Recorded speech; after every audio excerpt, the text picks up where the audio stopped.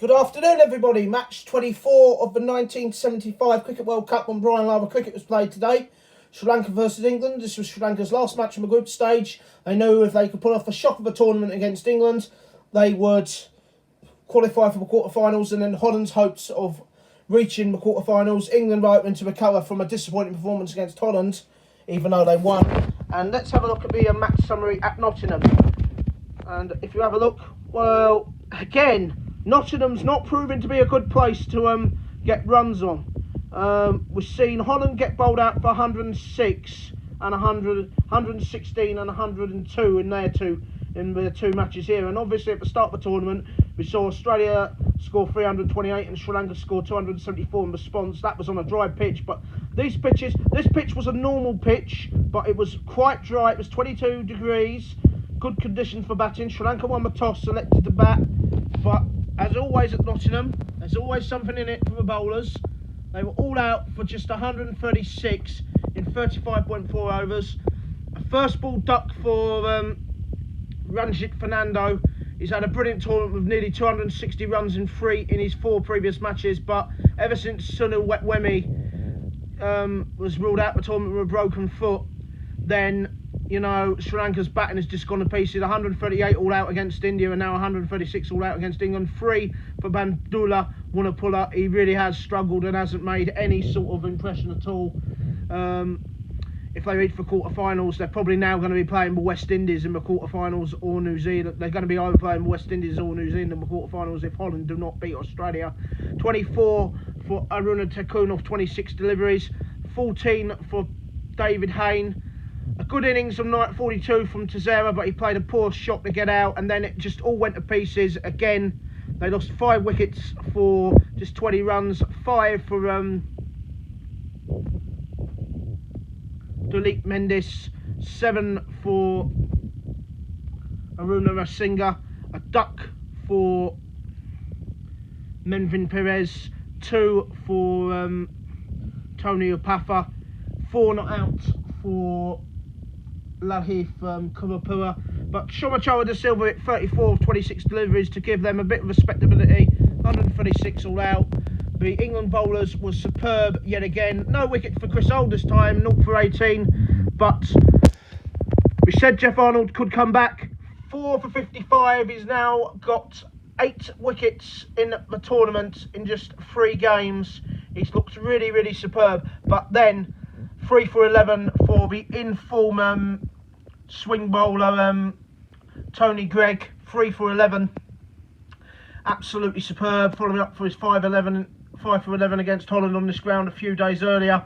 He's now got 10 wickets in the tournament in 4 matches, and he's 3 wickets behind the leading wicket taker Dale Hadley of New Zealand. 1 for 27 for Peter Laver. But look at that, at last John Snow got some award. 2 for 24, good bowling figures off 8 overs.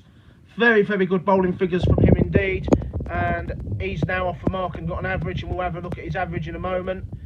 136 all out. But then look at England's response again. They were 28 for 2 at one stage, and look at star player Dennis Amiss. Out for a duck, a second ball duck. He played an absolute appalling shot. 0 for 1. He's now got 27 runs in his last 3 innings after starting off the tournament with 101 not out against Rhodesia. He really is struggling for form. And then Keith Fletcher was out for a duck, and they were 28 for 2. And then Barry Wood decided we're going to just go for it. And Barry Wood, and at last a bit of form for the out-of-form batsman. He may have taken 10 wickets in the tournament, but Tony Greig's been so out of form with a bat, it's unreal. But they decided to just whack the ball in the first 15 overs. Wood hit 60 off, Barry Wood hit 60 off 40 deliveries, and 35 off 29 for 35 off 29 for Tony Greig. He's had a pretty good all-round match. 24 not out of 15 deliveries for Frank Hayes, and 14 not out for the captain Mike Nunez off 8. But they stuttered again there, losing 4 wickets, but they won in exactly 20 overs. The bowling figures, Tony Upafa bowled his heart out here. 9 wickets. He's now got 9 wickets in the tournament in 5 matches. 45 for 3, Tony Opatha. He has been an absolute wonderful find. 9 wickets in 5 matches. He has been really bowled like a lion out there. And had they got 200, I think England would have really struggled. I mean, this Nottingham pitch really has not been good in this World Cup. We had a good match between Australia and Sri Lanka, as I said earlier, but the previous 3 matches, the pitch has really played up. And had, obviously, a test side, had England been playing the likes of Australia or even India, and they batted first at Nottingham, there, and had they scored 200, I think England would have struggled to get 200 on this pitch. 37 for 0 for Melvin Perez, expensive. 38 for 0 for Chamava de Silva. His average will go up again. And 1 for 15 for Lahith Kulapalma. They only used 4 bowlers. I just thought, well, we've only got a small total. We might as well use for 4 bowlers. Match summary. Sri Lanka won the toss, selected a bat on a normal pitch in wonderful batting conditions. In the end, they all folded for 136 in 35.1 overs. England lost early wickets again, but they ended up 138 for 4. England winning by 6 wickets in just 20 overs. So their assault in the first 15 overs proved crucial in the end, mainly due to the fact that they were losing early wickets. Man of the match, Geoff Arnold, man of the match, for his 4 for 55, superb bowling figures, a little bit expensive towards the end, but, you know, he's got 8 wickets in 3 matches. He's the leading wicket taker for England in this World Cup. This is what it means for Group 2. And in fact, Sri Lanka can no longer finish anywhere other than 4th. Either Holland are going to knock them out of the World Cup or Sri Lanka are going to finish 4th. So they will play the winners of Group 1, which will either be West Indies or New Zealand, as we'll look at the table in a moment. West Indies play Kenya tomorrow in what is a crucial match. Both teams already in the quarterfinal, and what is a crucial match probably for West Indies more than Kenya.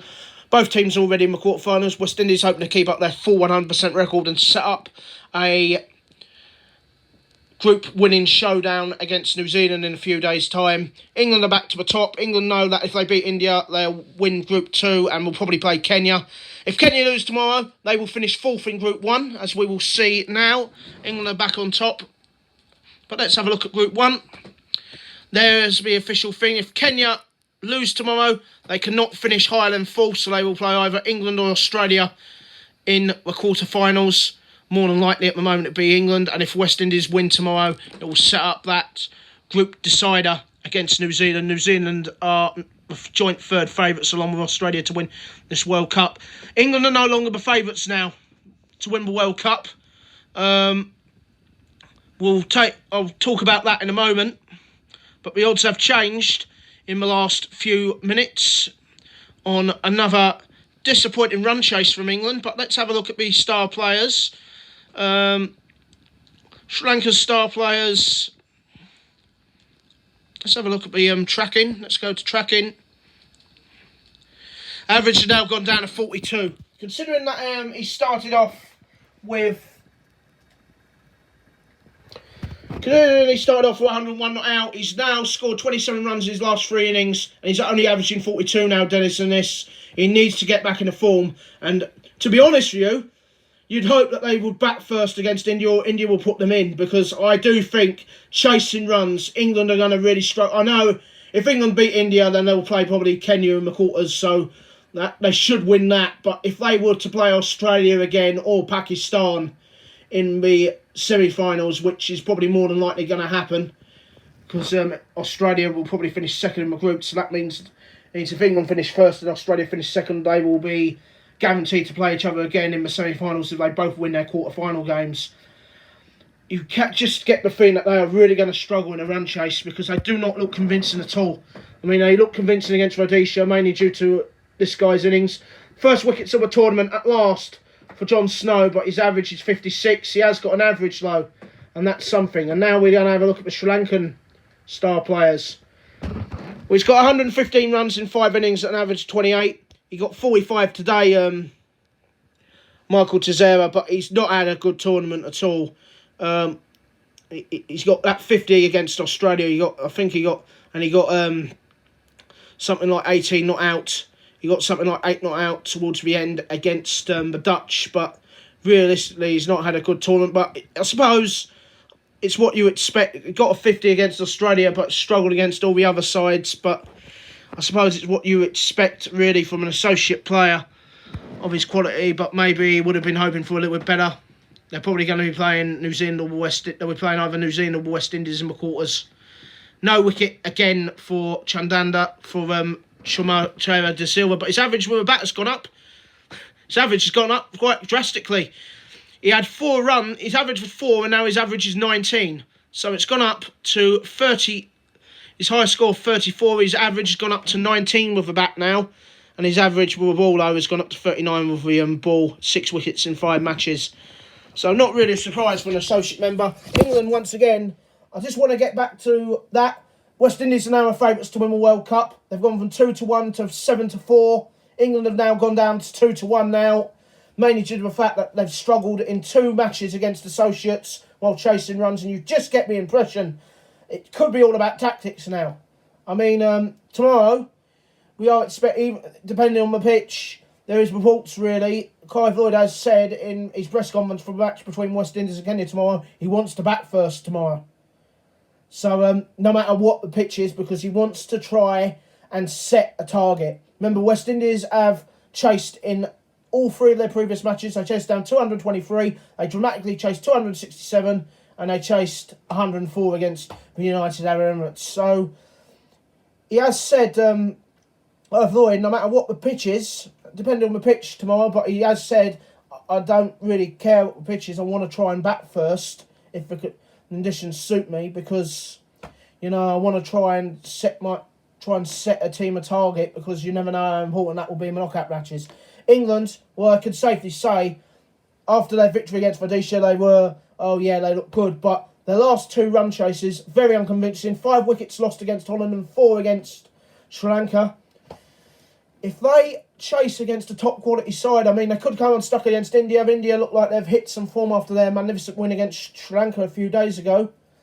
If they chase runs against India and India got, 291 for 7 against Sri Lanka. If India score 291 against England, or a similar score to that, if they bat first and then in the final group match in Group 2, then England are going to find themselves in trouble, because they don't look like they fancy chasing.